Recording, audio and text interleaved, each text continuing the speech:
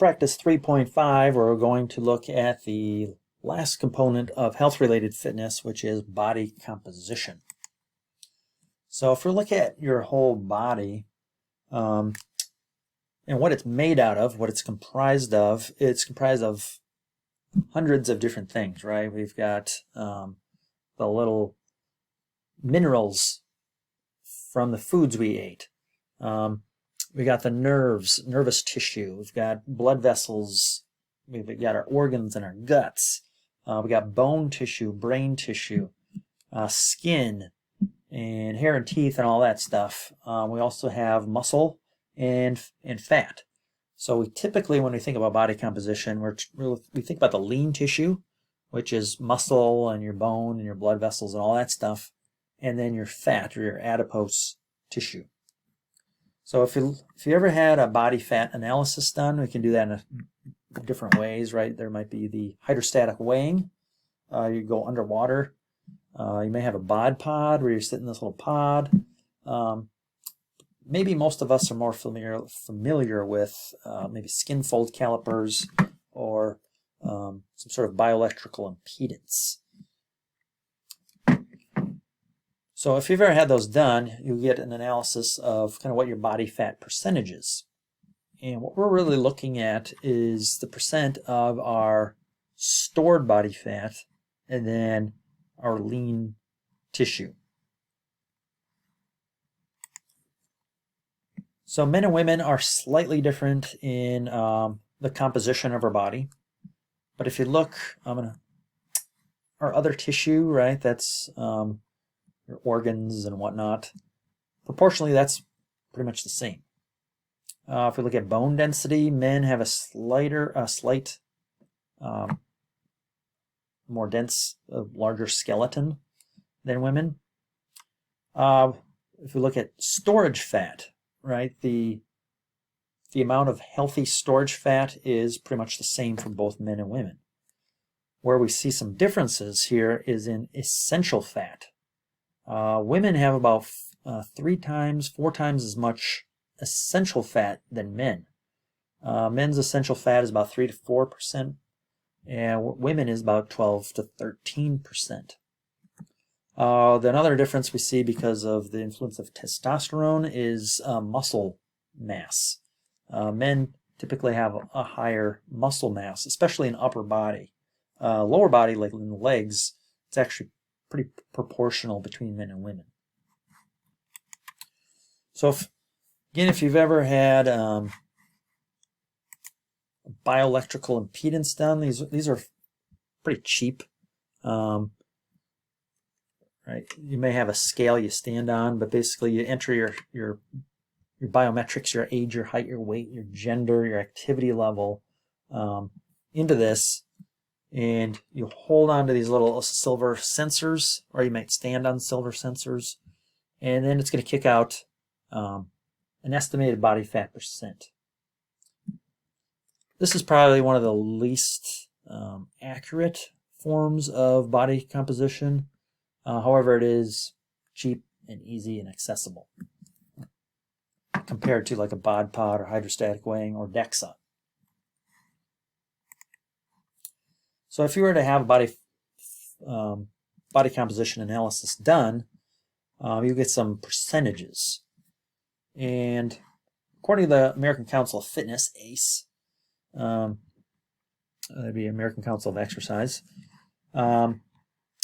there are different kind of categories for men and women. As we looked at, essential body fat for women, again, is 3 to 4 times as much for women as it is men. Typically, for the desired body fat percent for athletes, for women, it's 14 to 20%. For men, it's about that 6 to 13%. And really, a healthy or acceptable percent body fat for men and women is less than 30% for women and about less than 25% for men. However, the scale does not tell us an accurate picture, especially for athletes at the early in the preseason. So if we have some athletes and their goal is maybe weight loss. Weight loss is not a good measure of body composition because, right, if I lose 6 pounds of body fat, but I gain 3 pounds of muscle, the difference is only a weight loss of 3 pounds. But I've really had a significant change of over 9 pounds. Right? I've lost 6 pounds of fat and I've gained 3 pounds of muscle.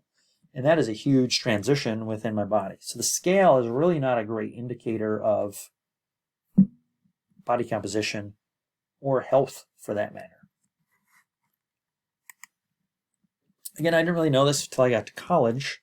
So hopefully you can assess yourself, but also your athletes. Because with our body image, our body type, right, is really closely tied to our psyche, how we perceive ourselves and our abilities.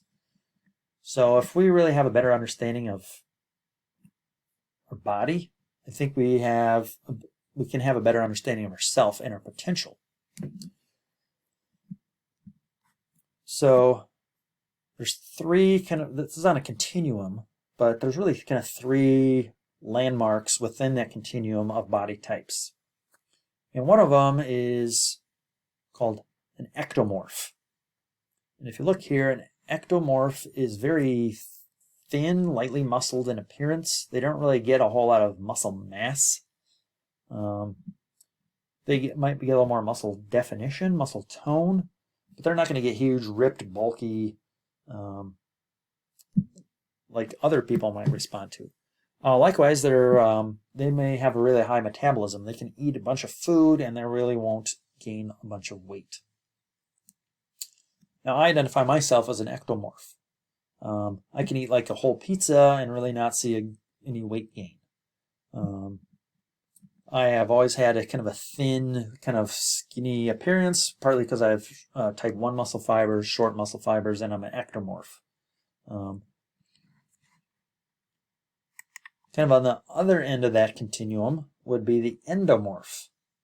So if you look here, an endomorph tends to have a higher percentage of subcutaneous fat. It's the fat beneath the surface of the skin, and since the fat is beneath the surface of the skin, it kind of hides the definition of the muscle.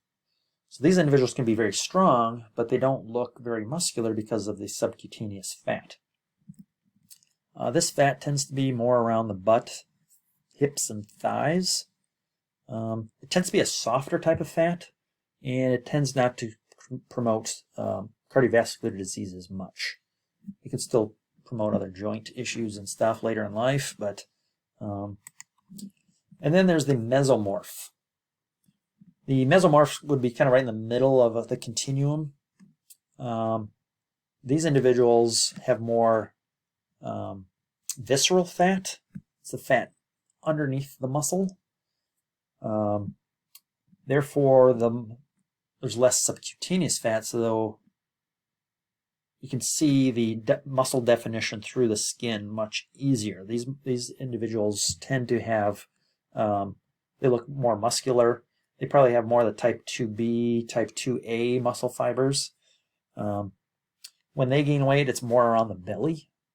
So really their hips and thighs really don't change a whole lot, but they might have a big belly. And that tends to promote more cardiovascular disease later in life. So like I said, it's kind of a continuum. There's all sorts of different body types along this range. And those body types, right, can influence performance. Another thing we use in the healthcare field is the body mass index. Again, the body mass index kind of looks at height and weight and gives us a body mass index, a BMI. Again, this really doesn't tell us anything about body composition. It just tells us kind of the potential risk for health-related illness, health conditions. The problem here is, right, we may have a 6-foot male who is over 200 pounds, and this individual might be considered overweight or even obese, according to the scale. But again, it doesn't factor in body composition. Right? A 6 foot, 225-pound male could have 8% body fat and be very lean and very healthy, very fit. That same a 6 foot, 220-pound male could also have 32% body fat and be very sedentary and have a lot of morbidities. So BMI really doesn't tell us body composition, it tells us our potential risk for disease. So really, to embody this is, right, we kind of have to shake off maybe some of those stereotypes. Every year, the National Geographic magazine selects an endurance athlete, an adventure athlete of the year. And in 2018, they selected Myrna Valerio. And if you look at her, right, she's got the endomorphic body type. She is very active, right? I got a video here connected, attached next. But she is an ultra marathoner. She's an ultra runner. She does yoga. She does powerlifting. Yet her body set point has this kind of overweight, she calls herself fat, appearance. But head to head, really to anybody, you know, she's probably stronger. She's got good endurance. So if you look at her health indicators, she is probably very, very healthy.